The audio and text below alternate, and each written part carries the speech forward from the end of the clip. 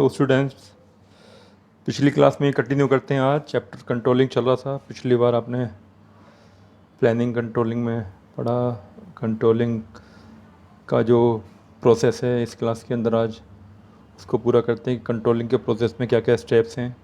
Management के planning से लेके और कंट्रोलिंग तक हर काम के अंदर प्रोसेस डिफाइंड है, तो उस प्रोसेस में कौन कौन से स्टेप्स हैं वो आज बात करेंगे आपसे इस पावर पॉइंट प्रेजेंटेशन के माध्यम से, जो कि मिस्टर ओ पी शर्मा ने तैयार की है और मैं प्रेजेंट कर रहा हूँ, दीपक ठाकुर, क्लास 12th। तो चलो देखते हैं।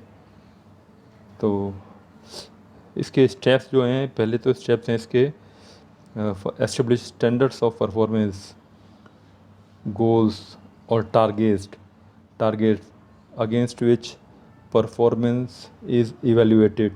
सबसे पहले तो हमें अपने गोल्स सेट करने होते हैं कि हमें क्या गोल्स हैं हमारे या क्या टारगेट्स हैं जिसके साथ हमारा कंपैरिजन किया जाएगा एक्चुअल परफॉर्मेंस का। तो गोल्स तय करने के बाद जो सेकंड स्टेप है इस प्रोसेस का कंट्रोलिंग के, मेयर्स एक्चुअल परफॉर्मेंस की। कंट्रोलिंग में ही जो प्लानिंग के दौरान गोल सेट किए गए होते हैं उनको एक्चुअल परफॉर्मेंस का उनके साथ इसमें कोरिलेट किया जाता है। और उसके बाद कंपेयर करके थर्ड स्टेप में compare actual performance against chosen standards, जो भी आपने स्टैंडर्ड बनाए थे उनके साथ उसको कंपेयर करना।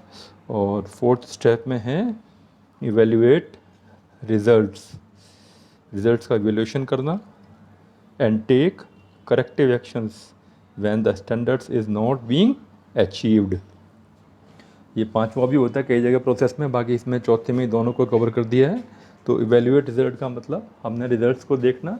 अब रिजल्ट्स क्या हो सकते हैं, या तो आपके स्टैंडर्ड्स जितने तय किए हुए आपने उसके मुताबिक हो सकते हैं तो वेरी गुड, कोई टेंशन ही नहीं है फिर तो। यदि स्टैंडर्ड से कम है तो देखने वाली बात है क्यों कम है। और यदि स्टैंडर्ड परफॉर्मेंस से ज़्यादा अच्छी परफॉर्मेंस आई है तो बड़ी खुशी की बात है। अब खुशी की बात तो है, साथ में देखने वाली बात भी है कि क्या हमने स्टैंडर्ड सही नहीं तय किए या एक्चुअली परफॉर्मर ने बड़ी अच्छी परफॉर्मेंस दी है, तो उसे मोटिवेट किया जाए। ठीक है ना, ये सब चीज़ें, ये सब इवैल्यूएशन में कवर होता है। तो इस प्रकार ये 4 में जो कवर किए हुए हैं 5 प्रोसेस हैं, इसके स्टेप्स हैं प्रोसेस में कंट्रोलिंग के। अगले चलते हैं इसमें फर्स्ट। तो ये जो मैंने बताया ना अभी आपको कि जो सेट करते हैं गोल्स सेट करना भी बहुत एक स्मार्ट काम है, बहुत ही इंटेलिजेंट काम है। अगर गोल्स ढंग से सेट किए हुए हैं तभी हम ढंग से उसको अचीव कर पाएंगे और उसके बेस पर हम अच्छी तरह से कंट्रोलिंग कर पाएंगे। तो ये गोल्स होने चाहिए, स्पेसिफिक होने चाहिए, बिल्कुल डिफाइंड होने चाहिए बिल्कुल। जैसे 1 घंटे में 10 पीस बनाना या 10 पीस में 100 पीस में से केवल एक पीस में मिस्टेक होनी चाहिए। तो इस तरीके से मतलब डिफाइंड होने चाहिए सो दैट कि हम उसको कंपेयर करते हुए कोई कन्फ्यूज़न ना हो बिल्कुल भी। मीजरेबल होना चाहिए। मीजरेबल का मतलब बाकायदा उसकी मेजरमेंट हो सके, भाई किस तरीके से आपको इतना करना था, इतना नहीं किया और क्यों, मतलब मालूम डेफिनेशन ढंग से डिफाइंड हो जाए, मतलब वो अटेनेबल होना चाहिए। स्टैंडर्ड ऐसे नहीं हो कि बिल्कुल ही जो अचीव ही ना कर पाए कोई, अटेनेबल होना चाहिए। अगर अचीव ना करने योग्य स्टैंडर्ड्स बनाए जाएंगे तो फिर वो है कि निराशा हो जाएगी वर्कर्स के अंदर और वो बड़ा अच्छा माहौल नहीं होगा संगठन के लिए। ठीक है, और रियलिस्टिक होने चाहिए और रेलेवेंट होने चाहिए और ये टाइम बाउंड होने चाहिए। तो इस प्रकार ये स्मार्ट ऐसे जान के तो आपके जो स्टैंडर्ड्स हैं उसमें क्या क्या खूबियाँ होनी चाहिए।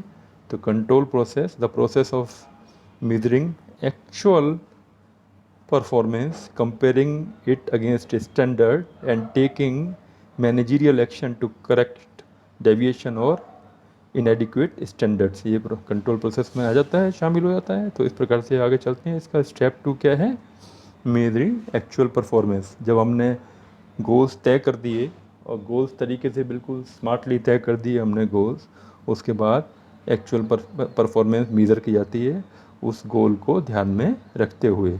गोल is accurate measurement of actual performance result and और performance efforts must identify significant difference between actual result and original plan. और ये है इफ़ेक्टिव कंट्रोल रिक्वायर्स मेजरमेंट्स। तो ये कंट्रोल जो है ना, इसके बिना कंट्रोल हो ही नहीं सकता। जब भी हम कंट्रोल कर पाएंगे किसी को कि हमारे हाथ में ये टूल होगा, हमारे हाथ में स्टैंडर्ड्स होंगे और हमने एक्चुअल परफॉर्मेंस को ऑब्ज़र्व किया, उसके साथ मिलान किया, उसके बाद ही ये तय हो पाएगा कि हमारा एक्चुअल परफॉर्मेंस और जो स्टैंडर्ड परफॉर्मेंस है उसमें कंपैरिजन हो पाएगा। थर्ड स्टेप इसमें आया था कंपैरिजन का। एक्चुअल जो परफॉर्मेंस निकल के आई है उसका स्टैंडर्ड परफॉर्मेंस के साथ कंपैरिजन करना, उसे कंपेयर करना।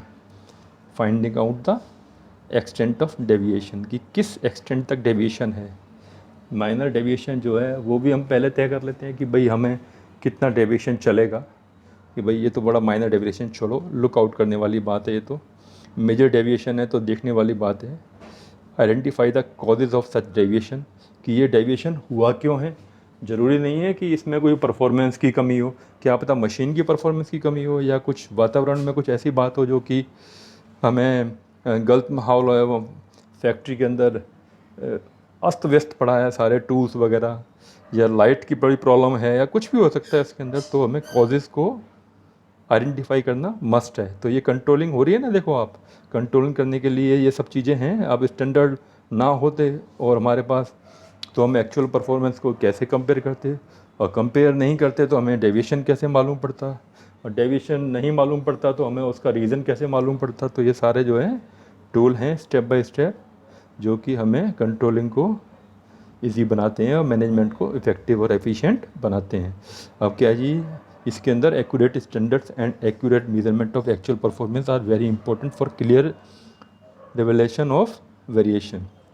देखिए, अब वेरिएशन तो आ गया, चलो ठीक है, पर इसके लिए क्या है, वही वाली बात कि एक्यूरेट स्टैंडर्ड्स होने चाहिए। स्टैंडर्ड्स बिल्कुल अप टू द मार्क होने चाहिए, अचीवेबल होने चाहिए, स्मार्टली किए गए होना चाहिए। और उसी के लिए फिर और ऐसे ही एक्चुअल परफॉर्मेंस को भी मेजरमेंट बिल्कुल तरीके से किया हो जाना चाहिए, तभी जाके हम इसको इफेक्टिव रिजल्ट प्राप्त कर सकेंगे। रिक्वायर्ड स्टैंडर्ड ऐसी अचीव्ड अगर मिल गए हैं तो कोई एक्शन नहीं जरूरी, मैनेजरियल एक्शन को ज़रूरी नहीं है। यानी कि हमारा जितना काम हमने तय किया था टाइम में, क्वांटिटी में, क्वालिटी में, उतना काम हो गया हमारा, अप टू द मार्क काम हो गया, तो कोई ज़रूरत ही नहीं है फिर हमें कोई फर्दर एक्शन लेने की। और यदि required standards are not achieved, यदि हमें रिक्वायर्ड जो स्टैंडर्ड्स है उनसे हमने कम अचीव किया है तो हमें उसको देखना ज़रूरी है।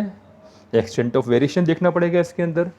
जैसे मैंने पहले बताया आपको कि वेरिएशन बहुत मामूली सा है तो उसे इग्नोर किया जा सकता है, और वेरिएशन ज़्यादा है तो उसका रीज़न ढूंढ के और उस रीज़न को case to case depend upon the type of activity उसे करेक्शन किया जाए, ठीक है ना।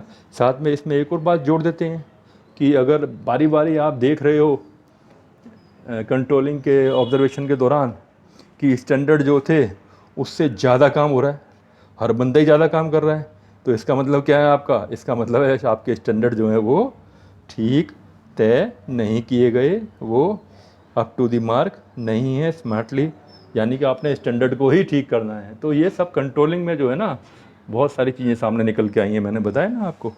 तो वेरी इंपॉर्टेंट टूल है ये स्टैंडर्ड। थर्ड स्टेप हुआ, और इसके बाद आते हैं अगले स्टेप पर कि हमें देखो यहाँ पर देखा ना, इवैल्यूएशन किया हमने, बहुत बढ़िया हुआ, आउटस्टैंडिंग। मैंने बताया ना कि सारे ही सारे बढ़िया कर रहे हैं तो इसका मतलब आपके स्टैंडर्ड ही ख़राब हैं। कुछ लोग बढ़िया कर रहे हैं तो उनकी परफॉर्मेंस आउटस्टैंडिंग है, तो क्या किया जाएगा उसके लिए, उसको इनाम दिया जाएगा या दंड दिया जाएगा, उनको इनाम दिया जाएगा। एक्सीलेंट कर रहे हैं या वेरी गुड कर रहे हैं या एवरेज कर रहे हैं या बिलो एवरेज कर रहे हैं, बिलो एवरेज वालों को क्या मोटिवेशन मिलेगा, नहीं मिलेगा जब आप एक्सीलेंट वाले को आप दोगे इनाम। तो इस प्रकार से ये आपका इवैल्यूएशन है, और पिक्चर आपको दिखा रही है देखो कि वेरिएशन ज़्यादा है, पॉजिटिव वेरिएशन है तो खुश, ठीक है, एवरेज है तो ठीक है, और बिलो एवरेज है तो करेक्शंस के नीड है, हमें कुछ करना है, करेक्टिव एक्शंस करने हैं। करेक्टिव एक्शंस क्या है, देखो अब ये मशीनरी में पूरे, ये मशीनरी क्या है इसे आप इमेजिन कर लो जैसे हमारा स्कूल ही है, किस सेक्शन में क्या कमी है उसके अंदर कंट्रोलिंग के प्रोसेस के दौरान जो हमने पहचान की है उस सेक्शन के अंदर उसका करेक्शंस करना, जो भी उसमें हम कर सकते हैं वो देखना, और इस प्रकार से करेक्टिव एक्शंस जो है हमारे ऑर्गेनाइजेशन को अच्छी तरीके से काम करने के लिए आगे अग्रसित करते हैं। और ये जो है इसीलिए कहते हैं ना, मैनेजमेंट के जो सारे वर्क हैं उसमें जो एक्चुअली जो है धरातल पर तो जो काम उतरता है उसको देखने के लिए कंट्रोलिंग में ही, और प्लानिंग में तो सारा पेपर पे प्लान किया हुआ है। यहाँ पर आपका एक्चुअल जो परफॉर्मेंस है उसको कंपेयर करके रिज़ल्ट निकाले जाते हैं, उन रिज़ल्ट के बेस पर करेक्टिव एक्शंस किए जाते हैं ताकि हम निर्बाध गति से हमारा काम चलता जाए और हम किसी लॉस की पोजीशन में ना आए। इसलिए हर स्टेप पर हमें कंट्रोलिंग बहुत ज़रूरी है। कंट्रोलिंग हर स्टेप पर होती है, every step of management, middle management में, लोअर मैनेजमेंट में और टॉप लेवल मैनेजमेंट में, ये हर जगह ज़रूरी है। तो ठीक है, अगली क्लास में फिर कंटिन्यू करेंगे इसको, कोशिश करेंगे अगली क्लास में ये चैप्टर कंक्लूड हो जाए। Okay, bye for this time, see you.